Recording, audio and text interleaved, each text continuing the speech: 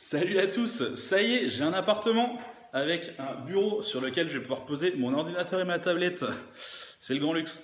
Bon, aujourd'hui, un Photoshop un peu différent de ce que j'ai l'habitude de faire. En effet, jusque maintenant, les Photoshop que je vous ai présentés, ça sortait un peu de mon imagination. Je faisais un patchwork de différents véhicules que je trouvais sur Internet, des trucs qui sortiront jamais, des trucs qui n'existent pas.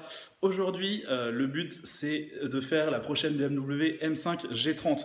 Alors, elle sera au plus proche de la réalité, puisque j'utilise des leaks d'une 3D qui sont sortis sur certains sites. Donc, on peut voir ça ici. Ce qui va me permettre vraiment d'être au plus proche du véhicule qui va vraiment sortir. Alors, aujourd'hui, c'est la 3D de la face avant. Il y a aussi eu des visuels de la face arrière. Donc, dans une prochaine vidéo, je vous fais la face arrière. Allez, c'est parti. Bon, alors voilà mon image de base. Bon, bah, c'est simple, hein, c'est une série 5 modèle tout à fait classique. Et je viens donc y apposer le pare-choc de cette fameuse 3D qui est apparu un peu partout sur Internet. Donc on se rend compte quand même qu'il est plutôt sage ce pare-choc, je trouve, par rapport à ce qu'on aurait pu s'attendre de BMW. Bon, après c'est vrai, il y en a pas mal qui vont me dire que les M5 ont toujours été assez sages. C'est pas faux, c'est pas faux. C'est vrai que si on ne connaît pas, on pourrait croire que finalement ce sont des séries 5 simplement avec un kit un peu sportif, ce, ce qui n'est pas le cas, étant donné qu'il y a certains sites qui indiqueraient qu'on serait sur un V8 635 chevaux. Enfin, ça serait un truc de malade. Après, je sais pas quelles sont leurs sources, donc je sais pas à quel point on peut les croire. Mais ce serait vraiment oufissime d'avoir un truc comme ça, quoi. Bon, alors, le pare-choc jaune et bleu, c'était pas terrible. J'ai essayé de récupérer le bleu foncé qu'on avait sur la bagnole de base. C'était pas évident, pas évident. Surtout que on a aucun reflet sur cette 3D en fait. On a quelques ombres, mais on a vraiment aucun reflet. Donc c'était vraiment compliqué d'obtenir quelque chose d'à peu près cohérent et qui rende bien. Donc bon, ça va, le bleu, j'ai réussi à peu près à l'obtenir, mais c'est vrai que ça faisait très plat. Donc c'est pour ça que j'ai dupliqué mon calque en fait, et j'en ai un peu plus blanc et l'autre un peu plus bleu, de façon à pouvoir venir créer des reflets. Bon alors c'est vraiment pas évident, j'ai essayé de faire quelque chose d'à peu près correct. Je suis pas sûr du rendu, mais bah, ça va le faire. Au moins, on arrive à se faire une idée de ce à quoi cette fameuse M5 va ressembler. On voit aussi là, il y a le crochet d'attelage. Alors en fait, il est vraiment dégueulasse, donc j'avais envie de le refaire. Finalement, je ne l'ai pas refait parce que honnêtement, j'avais pas énormément de temps à consacrer à ce Photoshop.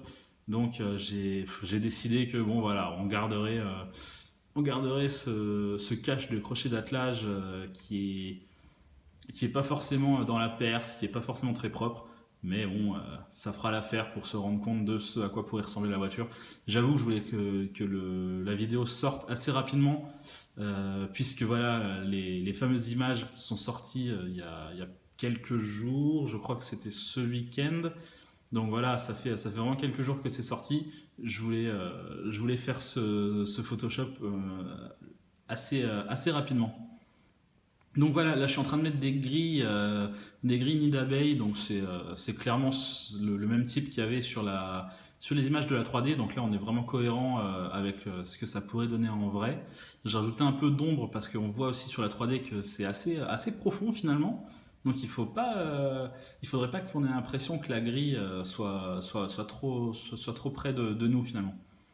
Mais là, je pense que le rendu est assez bien. Là, j'essaie de corriger un peu la perce qui était mauvaise, donc en ajoutant un peu de pare-choc sur le côté. Euh, à ce moment-là, je me rends compte que tous les reflets sont pas assez saillants en fait. Donc là, avec l'outil gomme, je suis en train de reprendre tous les reflets en essayant de leur donner un peu plus de réalisme. Honnêtement, c'est pas mon point fort. Je suis toujours un peu embêté avec tout ce qui est création de reflets et création de réflexion de lumière. Après, voilà, j'ai essayé de faire de mon mieux de façon à ce que ça rende à peu près réaliste et de façon surtout à ce qu'on puisse se rendre compte de ce que va être cette M5 G30.